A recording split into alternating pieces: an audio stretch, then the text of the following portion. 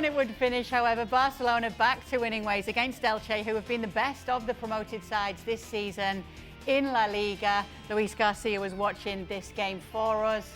And so let's get word from what we saw in this game from Barcelona as we take a look at where they are in the table right now. Back to within 5 points of Real Madrid, back to second spot as well after 11 games played. This is how things are looking. So, Luis, they are back to winning ways. What did you make of their performance today? I liked the first 35 minutes, actually. I saw a very intense and good Barcelona, creating chances, arriving, scoring goals, and not giving much to Elche. That is a very, very good team. That there wasn't scared to play against Barcelona. They play man-to-man everywhere on the field. That's something that we've seen so far in a couple of 3 teams. But you have to be fearless to do that, because you're going to leave spaces at the back. You're going to leave 1v1 situations against Rashford, against Ferran Torres, against Lamine Yamal, and then you can pay off. But in the second half, we saw once again the Barcelona that we don't want to see, without control of the game, giving so much to Elche. Actually, we saw Elche that had more possession, something that we haven't seen so far for any team during this league against Barcelona. And that meant that the Barcelona was needed to get that third goal to kind of calm down, to try to get back the control, and we saw a little bit of that. Even though that Elche created another couple of chances, Rafa Mir was really a big threat, playing on the left side, but also appearing to the center, also on the right side.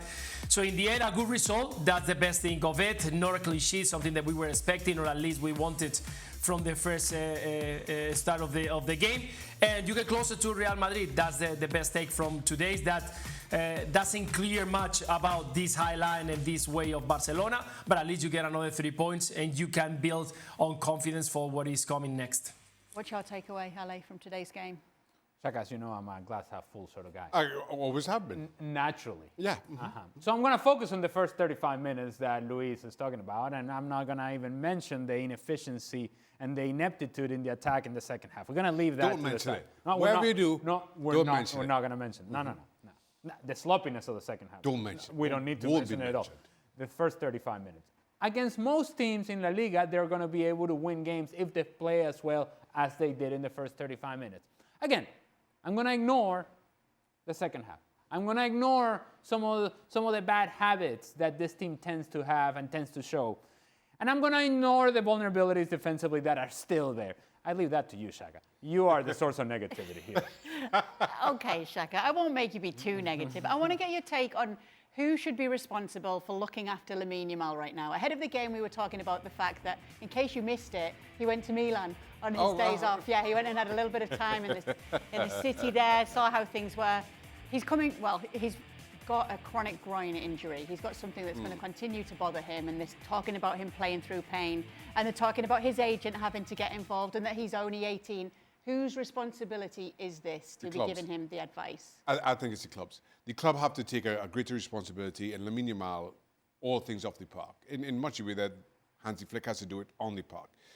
The agent is hired by Lamine Yamal. He's employed by Lamine Yamal. And if Lamine insists on doing one thing or the other, the agent can offer his advice, but can't really stop him.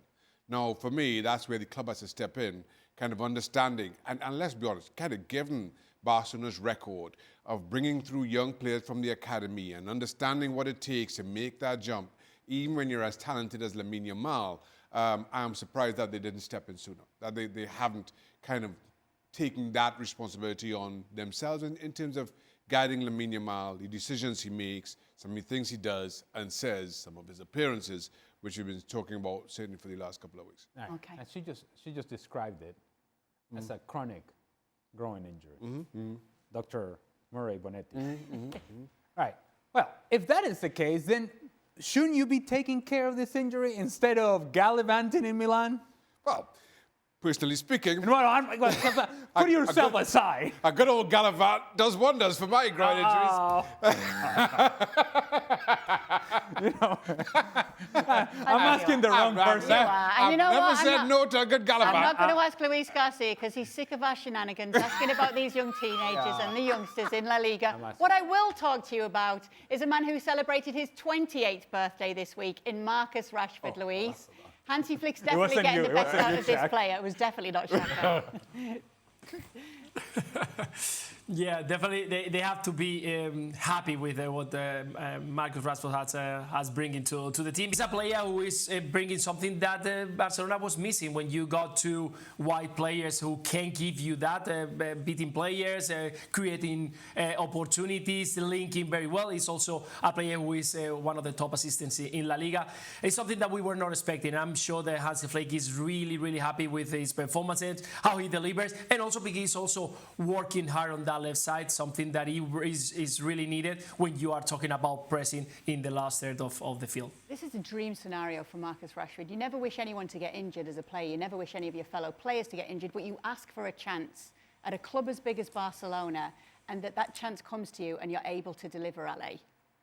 Well, just think about where Marcus Rashford was this time last year and where his career was going this time last year. And look, I'm sure that Marcus Rashford, when he was in Manchester United, wasn't thinking, you know what I want to do with my life? Aston Villa, this is it. This is where I'm going. Now, this is no disrespect to Aston Villa, but I'm going to suggest that it's not where he saw the trajectory of his career. And I also am certain that he didn't see that from Aston Villa, somehow there was going to be a path to Barcelona.